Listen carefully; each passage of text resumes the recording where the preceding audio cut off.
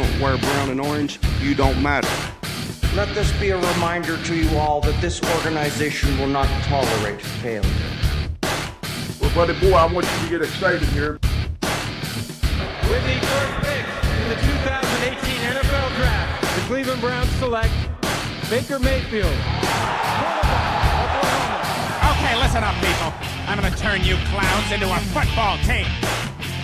To the best fans, the most patient fans in the league, the Browns are going to win. When I woke up this morning, I was feeling pretty dangerous.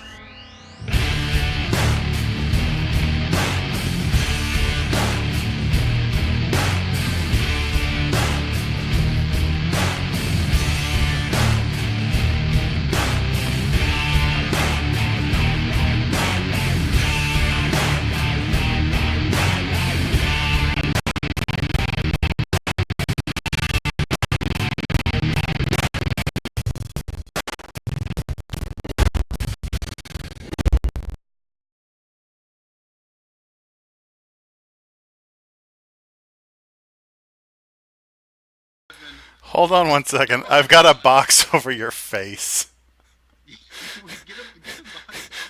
There's a Skype pop-up over your face. No. No, stop. Listen, we're trying new things. We're doing new things. Don't I got it. I got it. We're good. We're good. Everything's fine. All right, boys. Here we are. We're making TV. We're making this happen. Parking Lot Show, episode 6. The comfort zone. We'll get to why it's called that in just a minute. But first, we got to talk about you for a second here, Kevin. We got to talk about. We have to talk about your attack. I was savage. It was a savage attack. I was brutally attacked. And it was.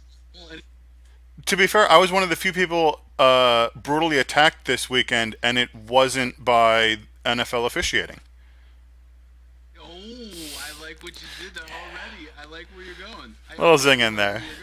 I got a nice little hornet attack there. I don't know how well that shows up, but it's pretty red and gross in person. Huh? No, only you see this camera. All the viewers see this camera. See?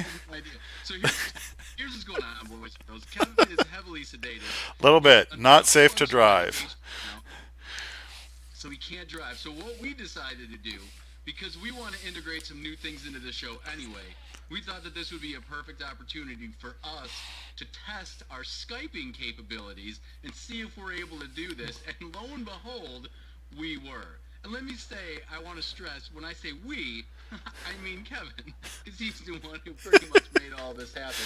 As is the case with everything on this show.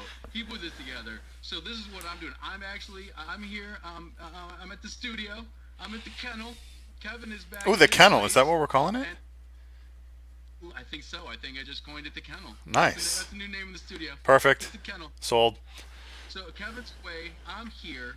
I'm actually Skyping into Kevin, and we're going to do the show like this because we want to give this a test run. We want to give it a good go. We want to see what kind of, technology we're working with here, what kind of bugs are going to come up, or, pardon the pun there, Kevin. No, I'm with it. It's good. We'll see what kind of issues are happening. So we're gonna do this way today, and that's how we're gonna do the show. I'm excited about it, man. I can't believe we pulled this off. This is like crazy to me. I'm pumped, man. I'm pretty.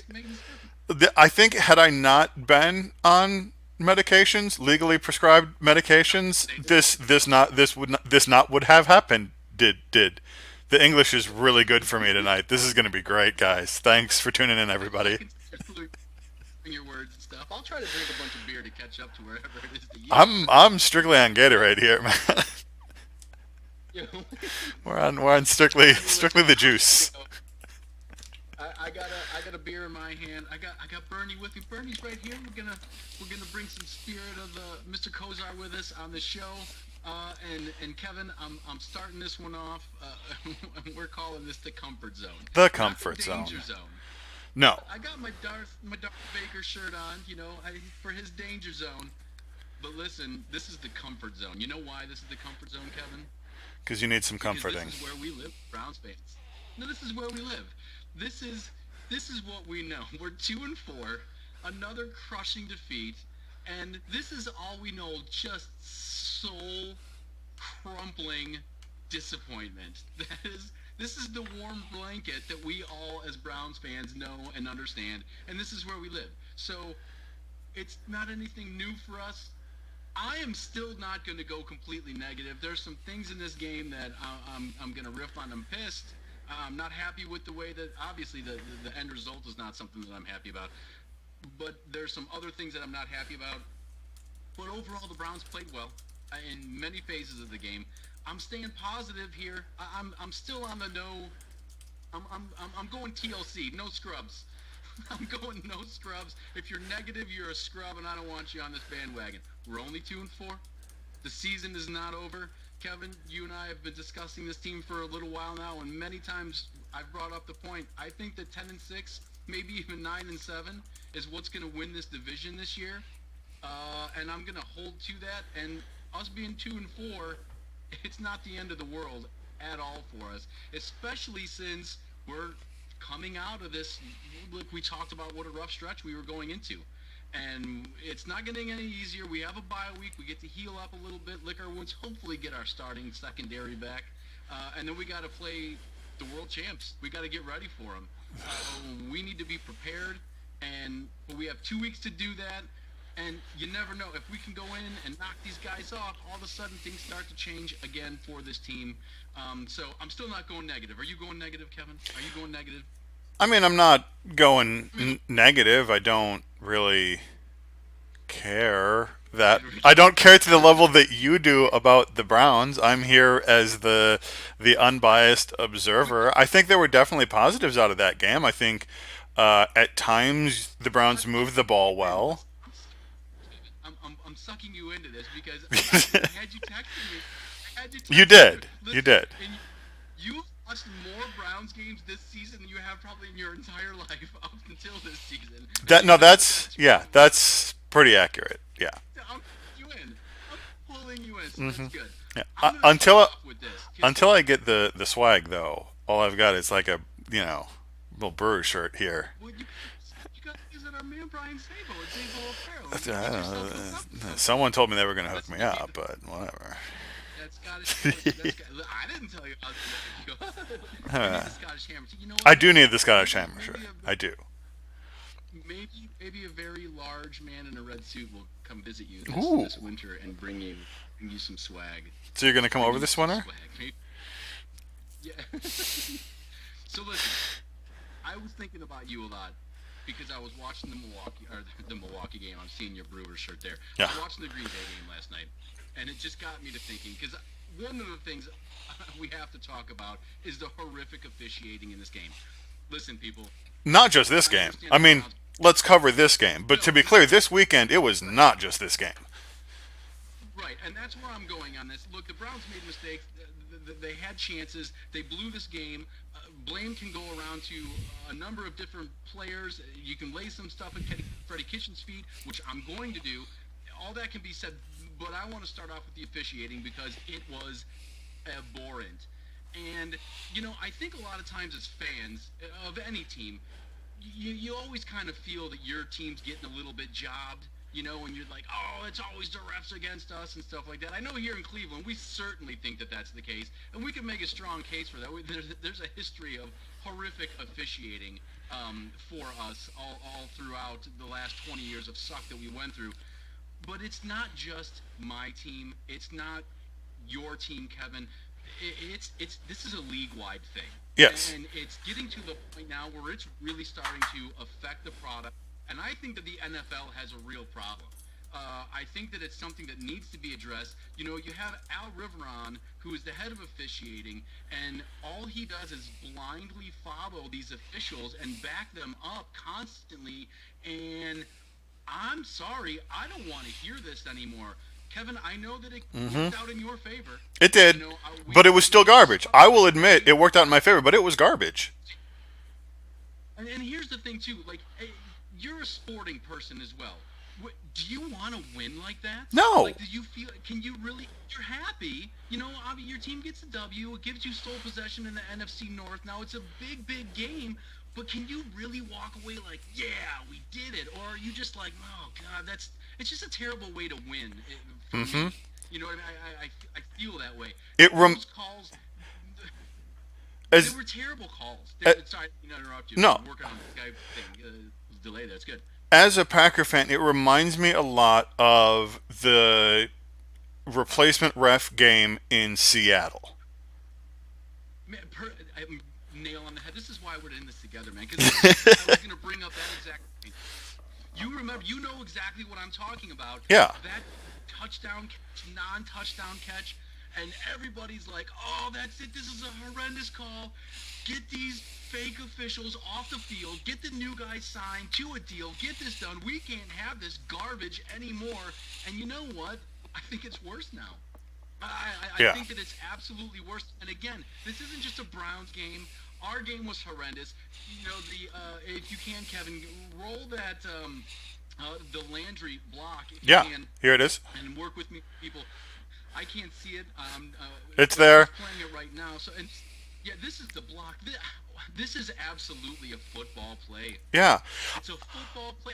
I feel like the refs thought, and I don't know who the players are that well, I feel like they thought 23 there was going to make an illegal blindside block, but then realized he didn't have to.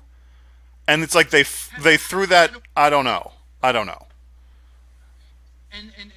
afterwards, you know, Jarvis Landry was just so incredibly animated, going, what do you want me to... He's not even the one who initiated the contact. And that's what they brought up in the broadcast. Yeah, it's insane to me, like, you know, a play like that is allowed to take place. Then also later, I don't know if it was later or before, it was later in the game, you know, it extended a very crucial Seattle drive. You know, when they call us for a horse collar tackle, he grabbed a jersey. Like, even the amended rule says it has to be nameplate or above. He's at the bottom of the numbers. And here's another thing that's broken to me. It's not just the officiating and the refereeing that's going on. Mm-hmm. For me, it's also replay. Yeah. You've watched football an incredibly long period of time. I have. Everybody's watching this has watched football. We're all fans. Listen, we know what a catch is. We know what a drop is. You know what pass interference is. You know what roughing the passer is. You know what a chief... You know it when you see it. And they are taking all of the common sense completely out of this. And I don't understand what it is that they're seeing. The Jarvis Landry touchdown, it took points off the boards off the board for the Browns in a very crucial situation because Freddie Kitchens challenged the call. It's very clear. It's very obvious. And those are the two main things that NFL says. It has to be a clear and obvious thing. It was very clear, and it was very obvious that Jarvis Landry broke the goal line and scored a touchdown. And they said no touchdown. They ruled it a fumble. And by some other obscure rule, that means that he's the only one who's allowed to recover the ball. So the Browns wound up getting stuffed on this. You know, now later, we forced them to three them out. They shanked the punt. We got the ball back. Chubb scores a touchdown. So you're like, all right, all's well and fair. But it's not. Because it came up later in the game, and I'm going on a rant here. But later in the game, at the end of that game, there was a play by DK Metcalf, and I was texting you this, Kevin. Yep. I texted you. I'm like, that is not a catch. And it was Right. not a catch. As he was going out of bounds, he had no control. But the Browns had there was nothing they could do. It's outside of the 2 minutes. But it was a third down play. Well, If we can change that, it was out. But why? But why couldn't you challenge it? Because he lost the challenge on the Jarvis Landry touchdown. It was also because you had no timeouts left because you had wasted the 2 timeouts right before the 2-minute warning. But that's another story. Well, you know, maybe I'm not sure if we had a timeout left in that situation or not. Either way, we couldn't challenge the call. Right. I know that. Because you were out of timeouts. And we lost the challenge on that. Listen, the NFL has got to get something done about this. I don't know what it is that they need to do, but when you get to a point where people start thinking that this is the WWE and that games are being scripted, I mean, the players' frustration is absolutely through the roof now. Coaches don't know what to do.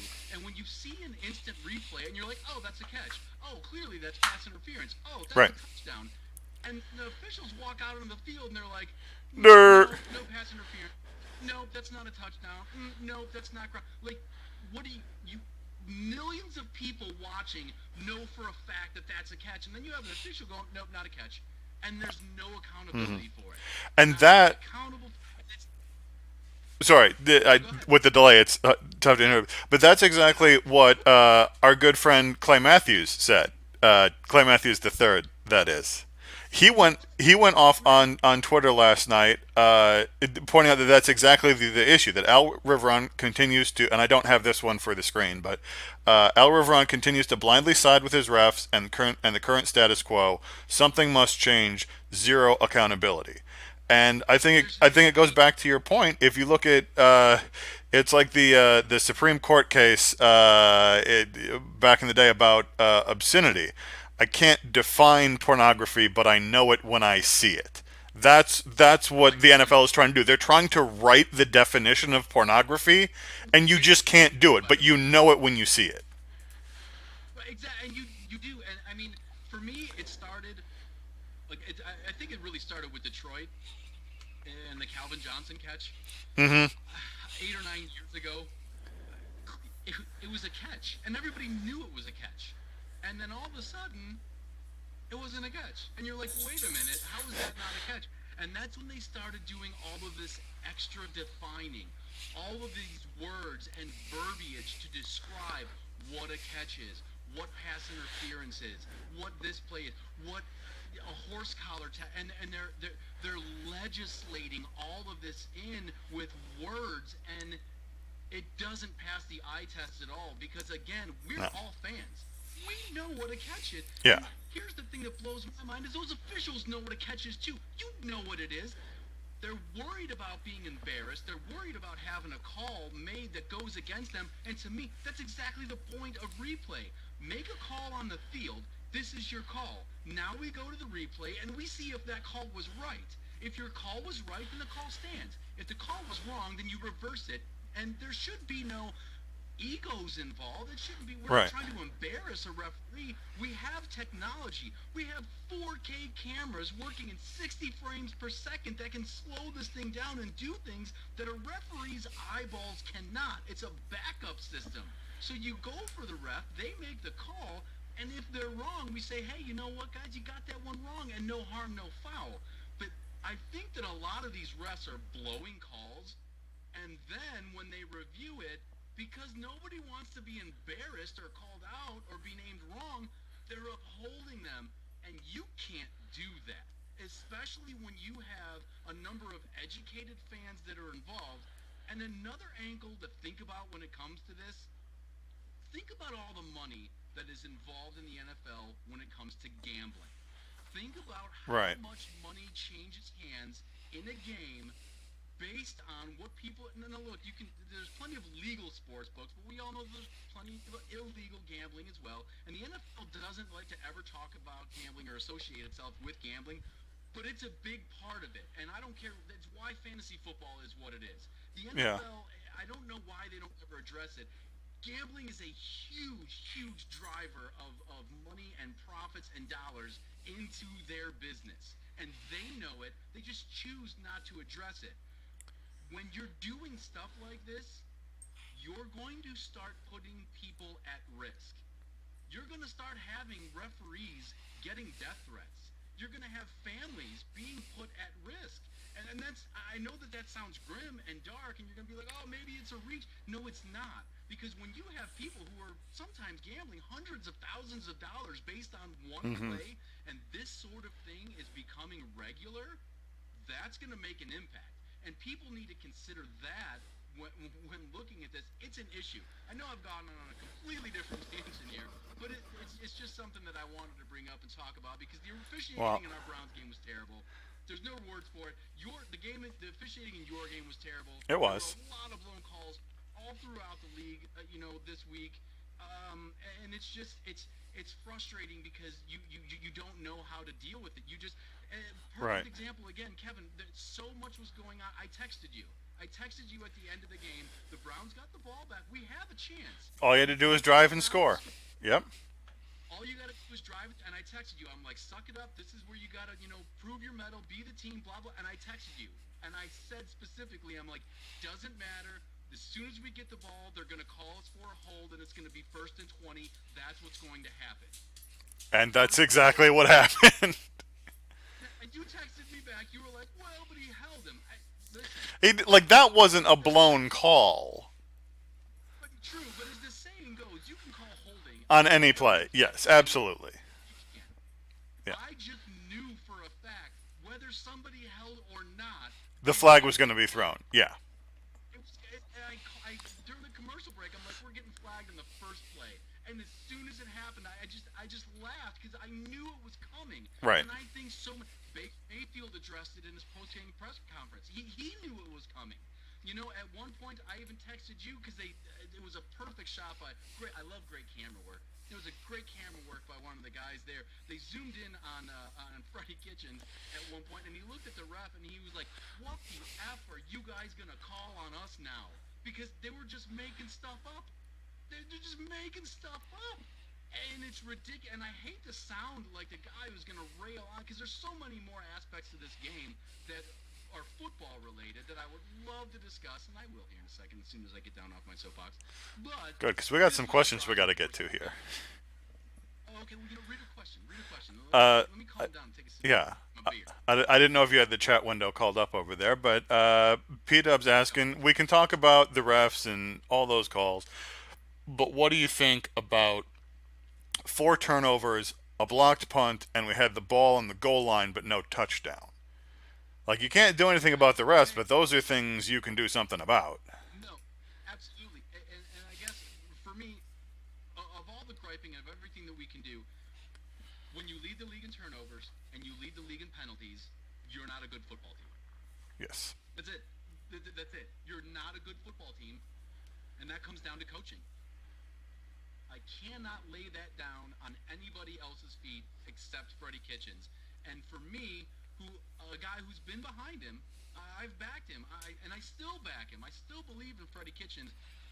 But you cannot lead the league in turnovers and lead the league in penalties and expect to be a good football team. You can't expect to be a winning football team. What you can expect to be after 6 weeks is a 2-4 football team. That's what you can expect. You can expect some disappointing losses, and you can expect a couple ass kickings, and that's what we've gotten. I don't know what else can be said any further about that. You know, it's got to get cleaned up. It has got to be fixed. And, you know, people are going to lay a lot at Baker Mayfield, and he leads the league in turnovers right now. You know, total. I don't know the exact number. I think he was at 12 at one point. It might be a little bit more than that now. He was tied with Jared Goff. I'll say this about Baker Mayfield: he is turning the ball over, but there are a lot of interceptions that are not on Baker Mayfield. The first one, the first one in this last game, not his fault. To me, I'm going to be honest. In this game, I don't think any of these interceptions are on Baker Mayfield. I don't think any of them are. The first one was clearly somebody just not paying attention, not running the wrong route, was in the wrong place, because Baker Mayfield was pissed as soon as he threw it, because he threw it right to a defender, and he was clearly throwing to a receiver. That's a receiver. That's not on Baker. The Jarvis Landry interception in the end zone, I don't know. There's going to be a lot of people who are like, oh, his ball placement was bad, the throw was behind him, maybe it was a good play on the cornerback. I know this, it hit Jarvis Landry in the hands, and we talk about how great these guys are. If it hits in the hands, you got to catch it. And these guys love to pull these acrobatic, one-handed, out-of-nowhere catches. They're freaking magicians. But you know what? I saw Jarvis Landry drop a ball that hit him in the hands. I saw Odell Beckham Jr. drop a couple of balls that hit him right in the hands today. Balls that killed drives. You know, if you're going to lay things at Baker Mayfield's feet, I'm for it. He's got some bad footwork. We've talked about him running out of clean pockets. We talked about him scrambling. He's got some happy feet. He's patting the ball. I think that he's been a little bit overwhelmed this year. I'm going to give you all of that. But when he's stepping up in the pocket and he's getting good reads and he's delivering the ball, and then they're not coming through, you can't lay that at Baker Mayfield. The last interception, the killer, that killer interception, it hit the receiver in the hands. And this isn't the first one. Baker Mayfield's got like 12 interceptions, and I'm only going to put like 6 on Baker, because there were 2 last week that weren't on him. In the last 2 weeks, that's 5 interceptions from Baker Mayfield. 5 interceptions that are of no fault of his own. absolutely no fault of his own. They weren't bad throws, they weren't bad reads, they weren't bad anything. They were bad plays by his receivers, and in crucial times too. I texted you, Kevin. This is the second week in a row where the Browns are getting ready to score a touchdown, going into halftime. We have a ball bounce off a receiver's hands in the end zone, intercepted, taken back, and then that team not only scores a touchdown, but gets the ball. Goes into the half and gets the ball back too to top it all off. It's another 14-point swing. It's 20-12 at that point. If we score, we're going into halftime at 27-12. Right. 27-12. And we don't. It doesn't happen. We wound up going in at 20-18, and it changes the entire complexion of the game. It does. You know, I heard some people were saying that Freddie Kitchens, and I can't confirm this. Some people said that it was, you know, he said it. I don't know. I'll try to find it myself. But he was saying that he was actually trying to score, get the ball back, and then score again. That's why he wasn't using any of his timeouts. That's why he wasn't running the ball in that situation. Because a lot of people were pissed, talking about his time management, saying, hey, you know, why are you not, running and bleeding the clock so that you can score, go into halftime, and be done? You want to score twice. Yeah. I think it's aggressive play. If you can, and at that point in the game, we were moving the ball. We were stopping them on defense. Aside from, Russell Wilson's touchdown run, we were holding them to field goals. We were getting them into punts. We were controlling that game. If you can score, make it 27-12, hold them to 3 and out, get the ball back, and maybe get another field goal out of that and go up 30-12 at halftime, holy cow! I'm for that. I have no problem with that line. It's a huge difference. If you want to beat up Freddie Kitchens for that, I don't know what to tell you. I like aggressive play. Kevin, we went for it on 4th down a couple of times. I texted you. I'm like, oh, it's a bold move. That's a bold move. And you know what? Fortune favors the bold. Yes. Fortune favors the bold. We're trying to establish something here in this city. We want to win. These are things that you do to establish a winning culture. If that would have worked out, if we score, hold them to 3 and out, score again, are you questioning Freddie Kitchens now, or are you No. like, holy God, this guy's a genius? If you, Especially if we scored a touchdown. right. Could you imagine going up 34-12 and going into halftime? Everybody's thinking that the game's over. If you don't have the mentality of a winner, you're never going to win. So I do agree there that at least there's that mentality of this is what we need to do to win, so we're going to try and do it. Either we do it and succeed and we are winners, or we try it and fail and we know where we are. Exactly, and that is something that has always been lacking, not only of this team, but of this franchise. For so many years, the only thing that we try to do is not lose. We just don't lose. Try to hang around, just try, do your best, play your best, try not to lose. I'm sick of that, and everybody in Cleveland is sick of that. So they should be excited over seeing what we saw in this game. Yeah. Seeing some of that play calling. Look, some things didn't. And, for me, my biggest boo-boo with Freddie Kitchens, what I didn't like was the end of the game. I thought that the clock management at the end of that game was absolutely abysmal. And Kevin, I know at one point you just kind of gave up on text because it was just me. Yeah.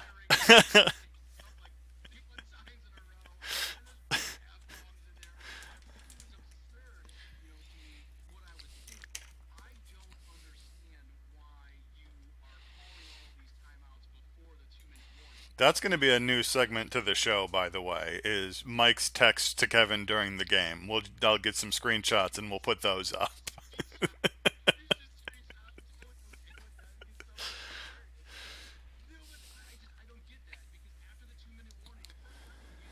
Right. Yeah.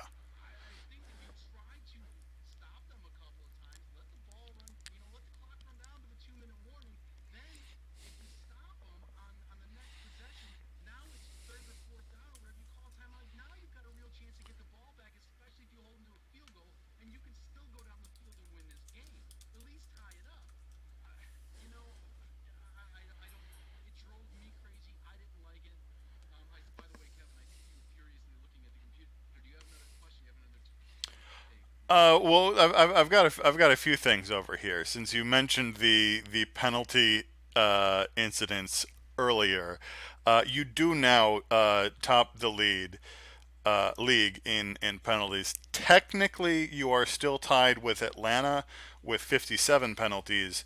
However, the Browns were both for more yards, 506 versus 449, and you pulled them off in fewer plays called. So you've got that going for you. Think about what you just said too. We're sharing that illustrious title right now with Atlanta, whose head coach has basically just been put on notice. If you don't win the next two games, we're going to fire you. Yeah. That's where Atlanta's at right now because they're abysmal. They're 1-5. What a disappointing start for them. Everybody's disappointed in Cleveland with the Browns. Atlanta's in an even worse situation because it doesn't look any better for them. Their coach is going to get fired. But this is what I'm talking about. When you lead the league in turnovers, this is where you are. Yeah. And again, you know, people are going to put it on Baker, but it's a team effort to me. When Odell Beckham Jr. is dropping footballs, you know, this is a guy who's doing Superman stuff in practice. Right. You can see him. I'm not going to say he's not confident. You can see him frustrated. On the bench, he was just so mad because he's dropping balls that are hitting him right in the hands. Good. I'm glad that he's frustrated. You know, same thing with Jarvis Landry. These are catches that should be made. Kevin, I'm done with Antonio Callaway. I said during the game. Yeah. I don't understand what's going on or why we're trying to get him the ball so much. I want to know what's going on with Hollywood Higgins. I think that there's some drama going on with him. Not sure what it is because he's healthy. He's been healthy the past 2 weeks. He's not playing. I want Higgins in over Callaway. I'm saying that to all of you guys. I don't know if you agree with that or not, but I'm telling all of you, I want Hollywood Higgins in there. Callaway is incredibly unreliable to me right now. Right. He had a couple key drops in that game. Everybody's going to bag on Baker, and I get it. It's just not, to me, it's still not deserved. Right. Especially with the way that he was playing that first half of the game, Kevin, he was firing lasers. He was. Moving the ball. We were scoring. It was happening.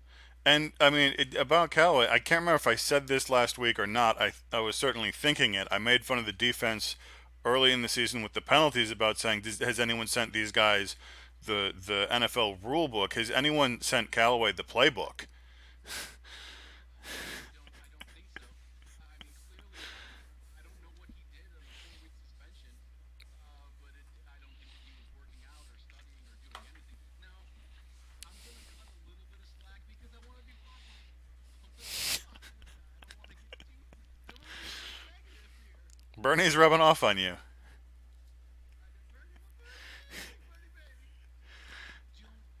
got to be tough to miss 4 weeks like that. You know, you go through camp, you're with the team, you're practicing, and all of a sudden, you're not allowed contact with the team for 4 weeks. You can't call anybody, you can't talk to anybody, you can't do anything.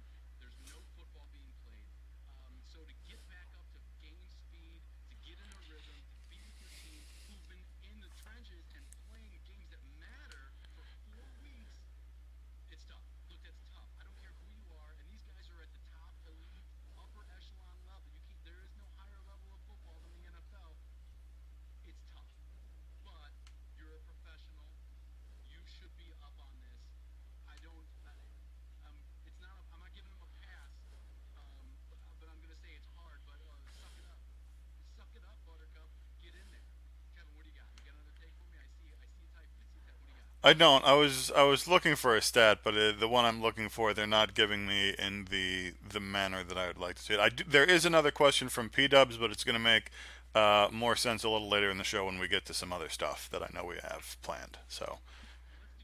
Let's do this because I wanted to take a little segue here while we transfer on to something else. That's what segue means, by the way, in case anybody didn't know that. I just like to It's not just a little scooter you ride around on. Yeah. Oh, I love those things. I want to give a special shout out here to a friend of the show, Kevin. If you could put the picture Boom. He's up there. of a young man. This is Christian. Christian, say hello to Christian, everybody. I don't have my board on me. I can't give the cheer. I can't give the parking lot cheering effect, but I could. I want to give a special shout out to Christian. This is his first game. It was his first Browns game. He got to go to his first Browns game. He went with Tony McKillips, who's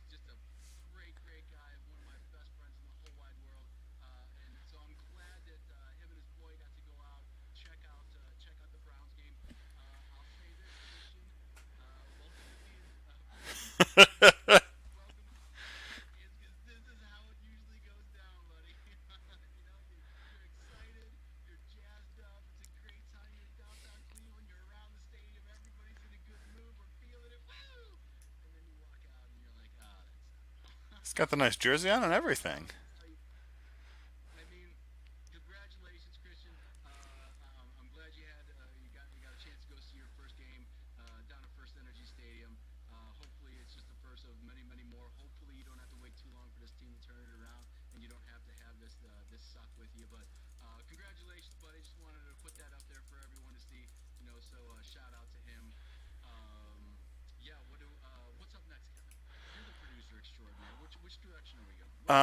Take me somewhere. I mean, I'm not trying to, get in front of anything else you had planned, but really all we've got left in terms of my elements are your season picks.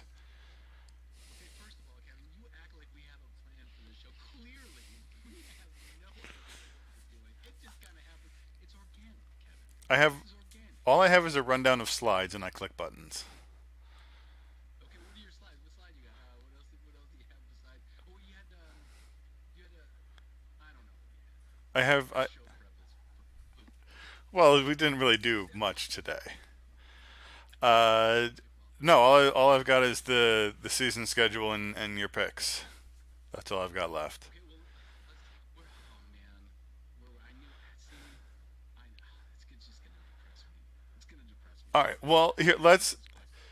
So P-Dub's question is tied into the picks anyway because he's asking, do you think at this point will the Browns make the playoffs? I'll say this: we have the New England game coming up, and to me, it could go either way. I don't really think that. I understand where New England is at record-wise, but I don't really think that they're playing anybody amazing. Mm-hmm. It'll be helpful to see where we're at. If we can steal a win, hypothetically, let's say we steal a win, and it gets us to 3-4. The Browns finished the season playing a bunch of garbage. Yeah, your second half schedule is pretty easy. Yeah, it really, really is. And not to mention the fact that it flip-flops for everybody else. Now Baltimore has to go through this gauntlet. Right. We just went through. Pittsburgh, whatever. I don't know. Pittsburgh has to go through this gauntlet. I don't care about Cincinnati. They're going to probably win this. You know what I mean? Right. To answer the question, do I think that we can make the playoffs? Yeah, I still do. Because again, I said I think 10-6 or 9-7 is going to be what it takes to win this division. This is not going to. You don't have to go 12-4 to win the AFC North. That's not going to be necessary. This is going to be a 9-7, 10-6 season for the division champ, and that means the Browns can still lose a few more games and still win this division. Especially we've already beat Baltimore once. If we beat the Steelers, in the first time we play them here, again, the division is still in our favor, and it's Absolutely. still on our side, to win this. So yeah, absolutely, I still think that we can make the playoffs. Will we squeak in with everybody going, well, they never beat anybody good? Of course, we're gonna have to deal with that crap. But if we're smoking all of the bad teams like we should, in theory, I don't care. Just get me to the playoffs. So to answer that question, yeah, absolutely. I think we can make the playoffs still. And it's not going to be that difficult. I just think that there's some things that we need to still get together, which I'm a believer in. Yeah. I mean, the second half, and I've got it on screen now, just so you know. I mean, obviously, the New England game going to be difficult. At Denver, I think we've all seen who Denver is now. I don't see that being. I mean, it'll probably be a close game, but I don't think it's that difficult. Then you've got Bills, Steelers, Dolphins at home, back to back to back. If you don't pick up all three of those W's, then you've got at Steelers, which that's a coin flip, honestly. And then you've got Bengals at the Cardinals, another iffy one. Baltimore at home should be a win the way you played against them, and then you close the season at Cincinnati. I mean, again, that whole second half of the season could be, an undefeated streak riding into the playoffs, and I don't think it would surprise that many people. And that's the thing too. Like, I hate to break this to people, but football teams have won 8 games in a row before. Look at my Green Bay Packers. It's a thing, you know. And you win 8 games in a row. You win 8 games in a row. That's all there is to it. Let's say hypothetically we lose to the. Let's say hypothetically we lose in 2 weeks to the New England Patriots, and then we rip off 8 in a row. We finish the season 11-5. Yeah. And winning 8 in a row against that lineup of teams is not impossible. So even if we lose to the Patriots in 2 weeks, even if we lose and we fall to 2-5, you win 8 games in a row, 9 games in a row. You know what I'm saying? This is not crushing to us. We're still finishing the season at 11-5. It's certainly possible. Is it going to happen? I don't know. I don't know what's going on in the locker room right now. I don't know how this team is feeling. Again, I am looking at this from a young team perspective, from a building perspective. Again, I don't think that this was a Super Bowl team. I didn't expect to win the Super Bowl this year, and I think a lot of people did, and that's why they're down. People don't understand growth, and I like the way that it seems bad right now, but I like the way that we're growing. I didn't want to be I'm glad that we're not 6-0. I didn't want this pressure and this mantle and all. Could you imagine? Think about this, Kevin. You got Baker Mayfield, one of the cockiest quarterbacks in the league. You got Odell Beckham Jr., one of the cockiest personalities in the NFL. Could you imagine if this team was 6-0 right now, and in 2 weeks, Kareem Hunt? That would be brutal. These guys would be walking around like the cocks of the roost. They would have egos and heads that were so swelled, nobody would get their heads out of the clouds, and nobody would be able to keep their feet on the ground. And you know what? And then you get smacked by the Patriots, and it puts you into a tailspin for the second half of the season. Exactly. I like that they have been humble. Shut your mouths. Shut your egos. Stop all of that stuff. You understand that if you don't come proper, you're going to lose. Mm-hmm. Maybe you lose a game close, or maybe you just get smoked like you did by the 49ers, who, by the way, so I'm going to go out on a limb and say that they were for real. So, whatever. But if you don't do that, you're going to lose. And we lose. We've lost. We're 2-4. We don't look like a good football team, but we still have plenty of time to do what we need to do to not only become one, but excel as one. And that's what I still think so. There's nothing that's glaring to me that makes me scream, oh my God, we're doomed. I don't think that Freddie Kitchens is a terrible football coach. I think he's made a lot of mistakes. I think that there's a lot of things that he didn't anticipate. I think that there's a lot of things that he didn't realize and know and understand. He's a rookie head coach, everybody.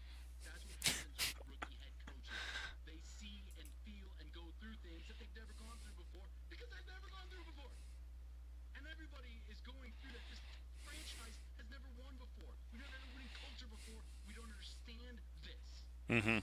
This is all new for us. The challenge is new for us.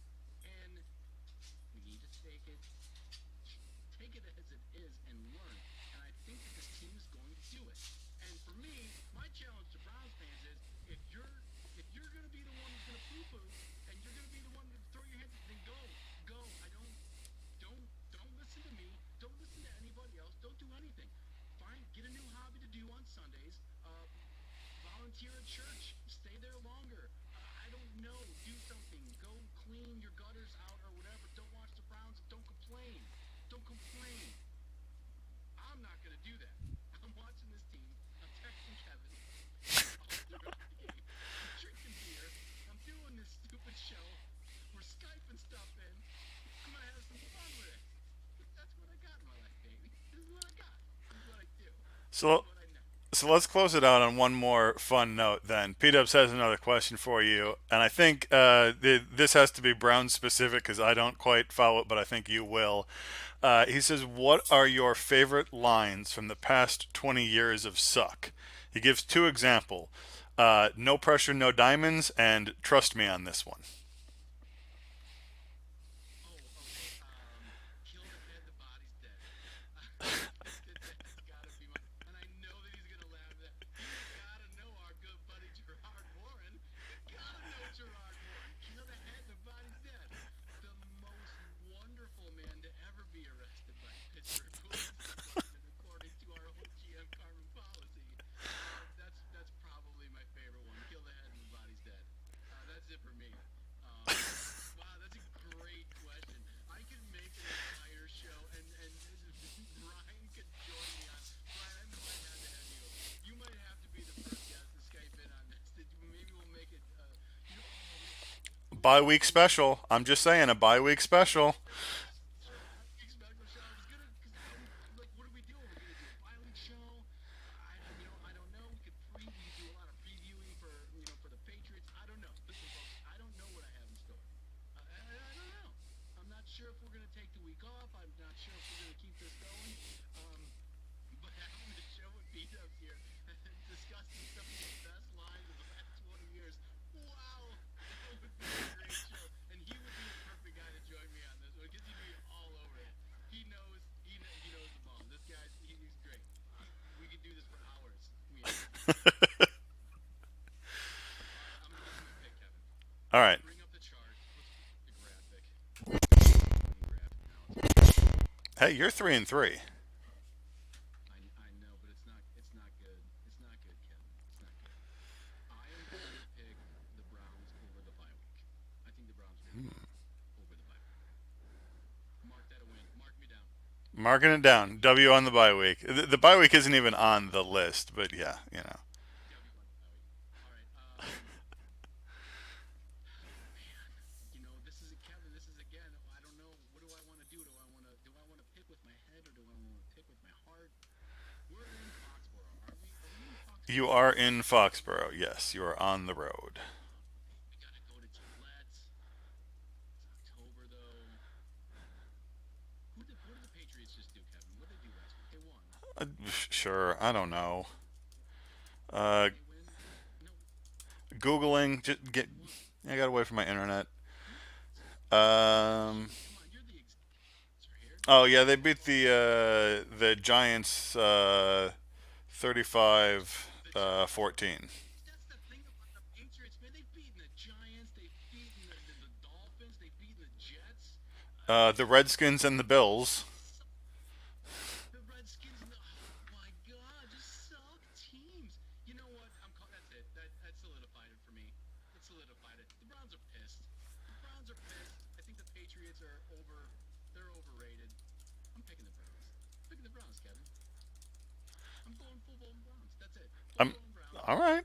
We're taking them. I mean, you'll have time to theoretically you'll have time to change your mind next week. No, P-Dubs is just curious if you have dirt on me and why I put up doing this. No, listen, hold on, that's another 20 seconds. Uh-oh. My former co-host on this, Matthew J. I'm sorry, the great and illustrious Matthew J. Or whatever the hell you want me to call you. Listen, man, you're not getting that $50, so suck it up, Buttercup. How about that? Drive 600 miles, $50. I'll give it to you on my front porch with a kick in the balls and a punch in the face. You want that? Get it that way. Isn't that you illustrious J or whatever the hell you want me to call you? You want me to call him like Matthew the Great repeatedly for the rest of the year to absolve myself from the $50? No. Publicly, no. Calling you out publicly, okay? No, I don't have any dirt on Kevin. Kevin just I like making fun TV. That's what I told him. I like making fun TV. TV in quotes here. Yeah. listen, I'm having a blast with this. It's fun for me. And you know what? I can't believe we pulled this off today, Kevin. This has been an unbelievable success for his. Does point out your audio quality not the greatest. Not sure how much of that is Skype. He also says he's apparently listening on mobile, so that But I think for Skype, the fact we were able to pull it off at all. Listen, Kevin and I were just discussing this earlier before the show. We're going to get this going on podcast form as well. I'm going to have it up on Apple Podcasts. I just need to figure out exactly how to do this, make it automatic. I'll get it to you that way as well, so you can do it in podcast form. Just listen to it. Because no one wants to see Mike's face.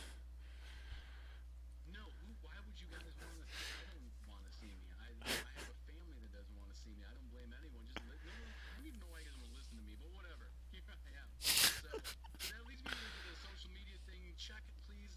Check the Twitter. Real Parking Lot Show at. No, I did it again, Kevin. I know. And now you don't even have it at the bottom of the screen, so I can't cheat for you. At Parking Lot Show. There it is. Everything else is the Parking Lot Show. Again, it was the old one. It was the old handle. It's going to take me forever to get rid of that. I'm going to scribble it in Sharpie on your laptop. I'm going to scribble in Sharpie on my forehead so that everybody can see it written on me throughout the entire show. But check us out on Twitter. Follow theparkinglotshow.com. Got a website. It's not a great one. It's not a great one. I understand. We're working. We're still building all of this stuff, and it's been so much fun doing it. This is just one more piece. I'm glad we added another piece of the puzzle. So, Don't forget your plug. I think don't forget. Do we have It's on the screen. Yeah. Was that listen, you guys know the unofficial official sponsor? Here's look, my Darth Baker. I find your lack of faith dangerous t-shirt. That's how I feel about everybody right now. I find everybody's lack of faith dangerous. So listen, support him. Go to his website. I don't know if you can see it. Go there. Well, put it back up. There it is. Yeah. Oh, you nailed it that time. You got it right there. Yeah. Not even there. This is so great. I love the internet. I love technology. I love video games. So excited about it. So check out Brian Zabel Apparel. Buy a bunch of his stuff. He's got great swag, great pre-game stuff. Just go check out his website. He's got great stuff. See him. Kevin, any more parting shots? I don't think I have anything. Do you need any wash spray? I'm just not ever going outside again. Is all there is to it. That's a good idea. Maybe should we give you like one of those I'm gonna- malaria nets? You could just walk around. I was gonna be a little bubble boy and just wander around in a little bubble. All right, everybody, if you comment on Twitter and on the show on Facebook, wish Kevin a speedy recovery from his terrible ordeal. It was bad. It looks better, right? That looks better. No, maybe. I would give Kevin the round of applause right now for making the show better than it was tonight. I'm so incredibly happy. I'm so impressed, though. Say thank you to Kevin, everybody. And I think that's it. Kevin, do you have anything to say? Any party shots for anyone? I've got no party. Well, P-Dub says he doesn't think you know who he is, but that's for you guys to decide, I suppose. We'll talk about that. We'll talk about P-Dubs then. We'll do a little Q&A and try, 20 questions. Who are you? All right. That's all I got.